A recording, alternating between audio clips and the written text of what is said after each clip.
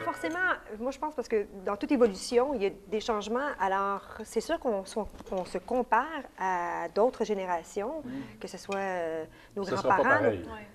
Non, parce qu'on essaie toujours de faire différent, on essaie toujours de faire mieux aussi, chance. entre guillemets, si on Oui. peut le faire toujours. Une chance. Puis Mais- ce qui serait un drame au Québec, ce serait si la génération, la relève, prendrait même pas le temps de discuter puis de se faire un plan de match. Ça serait grave. Et on parle souvent de la Révolution tranquille, puis il y a eu toutes sortes d'étapes dans l'histoire du Québec. Ce qui serait vraiment dangereux, ça serait une génération, une cohorte qui dort au gaz, comme on dit en québécois, et qui ne prend pas Mais si tu ne prends pas le leadership de ça avec le trio, qui le fait? Bien, nous, en fait, on l'a fait spontanément en se disant, bien, on va s'assurer que ça ait lieu.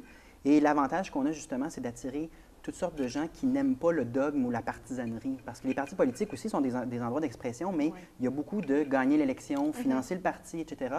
Donc, en créant cette sphère-là, qui est beaucoup plus objective, beaucoup plus indépendante, bien, on a attiré toutes sortes de monde. Puis à date, on est 1400 sur Facebook, on est 50 bénévoles, 10 sur le conseil exécutif, et ça roule. Et ça, avec presque aucun moyen. Là. On est à but non lucratif, on n'a pas beaucoup. Comment vous faites pour financer L'impression d'une revue? Bien, au début, c'était à perte.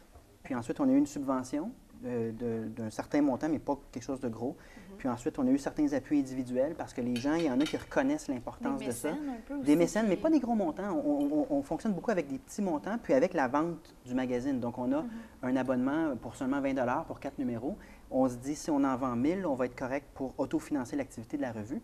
Et on va pouvoir se diriger vers un plus grand projet qui est un sommet, un rassemblement de cette génération-là, un événement qui va être identitaire en même temps et qui va nous permettre de rédiger, par exemple, un de nos objectifs. On veut faire un mémoire. Dire la génération Y, la relève québécoise pense que les 5 priorités au Québec devraient être 1, 2, 3, 4, 5, et ensuite aller sur la place publique au nom de ce groupe-là. Mais vous voyez, c'est beaucoup de travail. C'est pas simple à expliquer non plus. C'est pas comme si on vendait une balayeuse ou un chamois. Un chamois. Non, mais c'est pas évident à Vous allez expliquer. virer politique pareil, je vois ça venir. Non, mais on est dans le domaine politique, là, on ne se le cache pas. C'est juste qu'on est non partisan. Et donc, il y a une tolérance. Générer des idées pour les partis politiques. Oui, on va être content qu'ils prennent, on ne demande pas mieux. Oui, d'accord. Et on valorise la diversité, et donc, il y a une ouverture d'esprit dans les gens qui s'impliquent. Tu ne penses pas pareil, ça ne veut pas dire que je suis obligé de te détester ou qu'on est obligé de se choquer. En fait, moi, je suis en train d'apprendre quand tu t'exprimes et vice-versa. Et on a vraiment réussi, au niveau de la culture là, de notre organisation, de faire ça. Et c'est une question, je voudrais savoir, dans votre génération D'idées?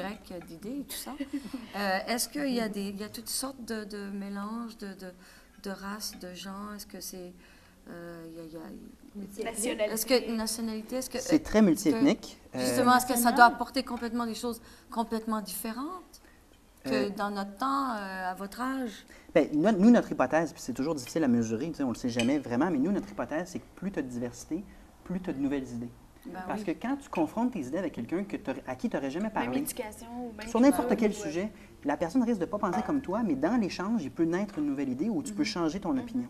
Et donc, la diversité culturelle, c'était quand même relativement facile dans le cadre du projet de l'avoir. Par contre, on n'avait pas la diversité régionale parce que, faute de moyens, on distribuait notre magazine à nos amis sur l'île de Montréal. Et donc, le but de la tournée du Québec que j'ai entrepris avec d'autres membres de Génération d'idées, puis là, aujourd'hui, c'est ma 3e destination. J'ai fait Drummondville puis Gatineau. Je commence maintenant les Laurentides. C'est justement de s'assurer que le projet ne soit pas montréalais, qu'on ait la même diversité qu'on recherche, mais au niveau géographique.